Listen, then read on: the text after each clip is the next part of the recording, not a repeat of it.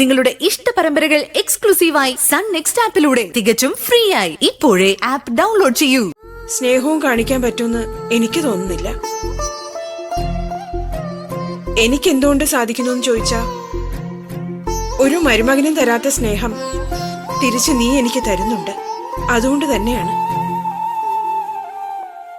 ആദ്യമോനൊരമ്മ വേണം. അതെന്റെ സ്വാർത്ഥത നിറഞ്ഞൊരു ആഗ്രഹമായിരിക്കും. പക്ഷേ നിനക്കും ഒരു കൂട്ട് വേണം. അതുണ്ടാക്കി തരേണ്ടത് എന്റെ കടമയാണ്. തുറന്നു ചോദിക്കട്ടെ മോനെ, നിന്റെ ആദിയുടെയും ജീവിതത്തിലേക്ക് ഒരു ഭാര്യയായി, ആദിമോന്റെ അമ്മയായി സുന്ദരി കടന്നു വരുന്നതിനോട് എന്തെങ്കിലും വിരോധമുണ്ടോ നിനക്ക്? എന്നോട് തുറന്നു പറയാൻ മടി കാണിക്കണ്ട.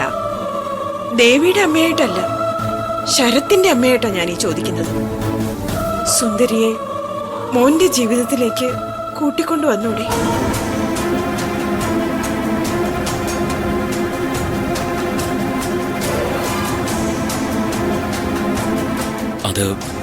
അതിനിപ്പോ എന്ത് മറുപടി ഞാൻ പറയേണ്ടത്?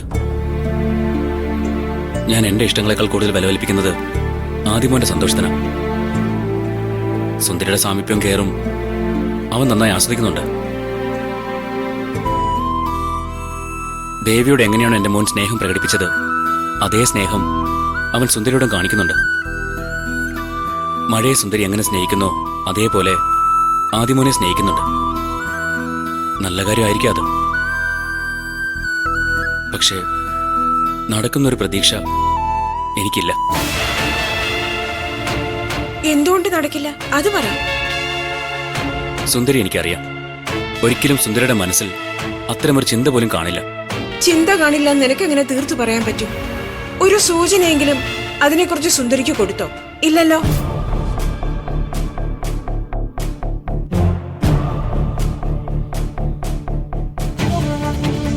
ഈ വിഷയത്തെക്കുറിച്ച് നിനക്ക് സുന്ദരിയോട് തുറന്നു സംസാരിച്ചൂടെ? അപ്പൊ അറിയാലോ അവളുടെ മനസ്സിലിരിപ്പ് എന്താന്ന്. അതൊന്നും വേണ്ടമ്മ, ശരിയാവത്തില്ല. നിനക്ക് വയ്യെങ്കിൽ വേണ്ട, ഞാൻ ചോദിക്കാം സുന്ദരിയോട്.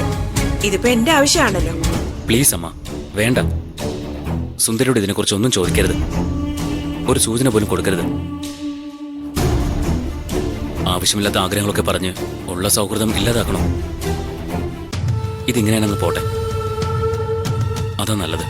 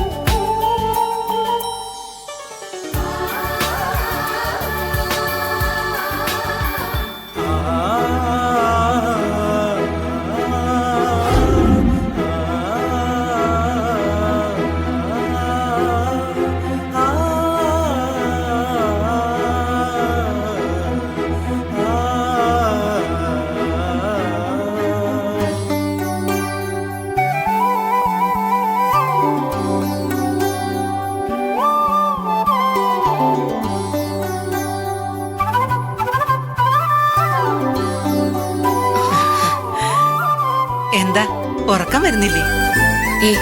ഞാൻ വെറുതെ ഇങ്ങനെ ഓരോന്ന് ആലോചിക്കായിരുന്നു. എന്താ ആലോചിച്ചത്? ഉം, അത് അത് പിന്നെ ഞാൻ പറ, എന്താ ആലോചിച്ചെന്ന് പറ. സർവീസിൽ തിരിച്ചു കയറുന്നതിനെ പറ്റി ആലോചിക്കായിരുന്നു.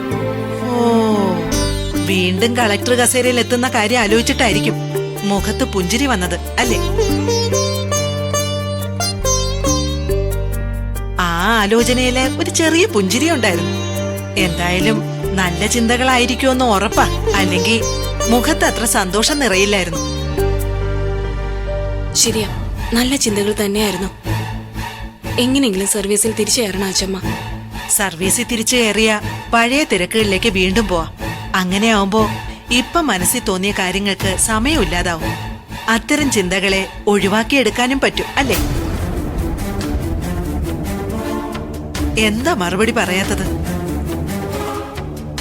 അച്ഛമ്മ ഉദ്ദേശിച്ചത് എന്താണെന്ന് എനിക്ക് മനസ്സിലായില്ല. ദേ, ഞാനൊരു കാര്യം ചോദിക്കട്ടെ. എന്താ? നിന്നേക്കാൾ നന്നായി നിന്നെ മനസ്സിലാക്കിയ ആരെങ്കിലും ഈ ഭൂമിയിലുണ്ടോ? ഉണ്ടെങ്കിൽ പറയേ, ആരായിരിക്കും അത്? അച്ഛമ്മയ്ക്ക് അതിനുള്ള കഴിവുണ്ട്, സമ്മതിക്കുന്നു. എന്റെ മനസ്സ് വായിച്ചെടുത്തു. നിന്റെ മനസ്സിൽ എന്തായിരുന്നുവെന്ന് നീ പറയാതെ തന്നെ അച്ചമ്മയ്ക്കറിയാം. ഇവിടെ ഈ പാതിരാത്രിയിൽ ഉറങ്ങാതെ ഇരുന്ന് ആലോചിച്ചത് ഒരിക്കലും നീ പറഞ്ഞ ആ സർവീസിലേക്ക് തിരിച്ചു വരുന്നതിനെ കുറിച്ചല്ലെന്ന് എനിക്ക് നന്നായിട്ടറിയാം. നിന്റെ മനസ്സ് നന്നായി വേദനിക്കുന്നെന്ന് ഇന്നലെ രാത്രിയിൽ എനിക്ക് തോന്നിയിരുന്നു. സാധാരണ ആ വേദന മാറ്റാൻ എന്റെ 2 വാക്കുകൾക്ക് പറ്റും. പക്ഷേ അതിലും ഫലപ്രദമായ മരുന്ന് ശരത്തിന്റെ സാമീപ്യാണെന്ന് തോന്നിയതുകൊണ്ട് ഞാൻ ഇന്ന് ശരത്തിനെ ഇവിടേക്ക് വിളിച്ചു വരുത്തിയത്. നോക്കണ്ട, ഞാൻ പറഞ്ഞിട്ട് തന്നെയാ ശരത്തും ആദിമോനും ഇവിടേക്ക് വന്നത്. അവരിവിടെ വന്ന് കയറിയപ്പോ മുതല് നിനക്കുണ്ടായ മാറ്റം ശരിക്കും ഞാൻ മാറി ഇന്ന് കണ്ടതാ.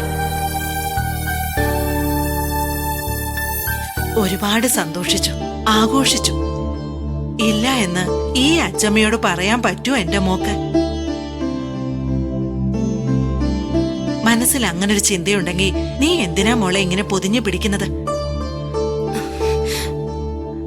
അച്ഛമ്മ ആവശ്യമില്ലാത്ത കാര്യങ്ങളൊന്നും പറയല്ലേ. ആവശ്യമില്ലാത്തല്ല ഞാൻ പറഞ്ഞത്. വേണ്ട, എനിക്ക് നല്ല ദാഹം. ഞാൻ പോയി കുറച്ച് വെള്ളം കുടിച്ചിട്ട് വരട്ടെ. വെള്ളമല്ലേ ഇരിക്കുന്നത്? ആ, അതിന് നല്ല ചൂടാ. തണുത്ത വെള്ളം വേണം. ഞാൻ അടുക്കളയിൽ പോയി കുടിച്ചിട്ട് വരാം.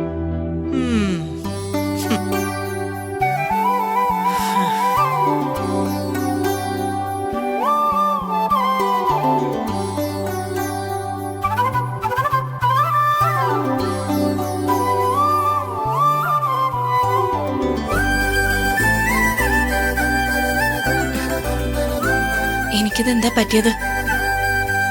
ഞാൻ അറിയാതെ എനിക്ക് ഇങ്ങനൊരു മാറ്റം സംഭവിക്കുന്നുണ്ടോ?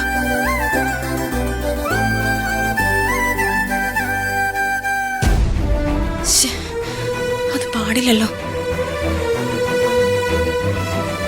അങ്ങനെയാവാൻ പാടില്ല. ഒരുപാട് ബാധ്യതകളുണ്ട് എനിക്ക്, ലക്ഷ്യങ്ങളുണ്ട്. ഒറ്റയ്ക്ക് നിന്ന് ഫൈറ്റ് ചെയ്യേണ്ടവളാ ഞാൻ. ഒരിക്കലും മാറരുത്.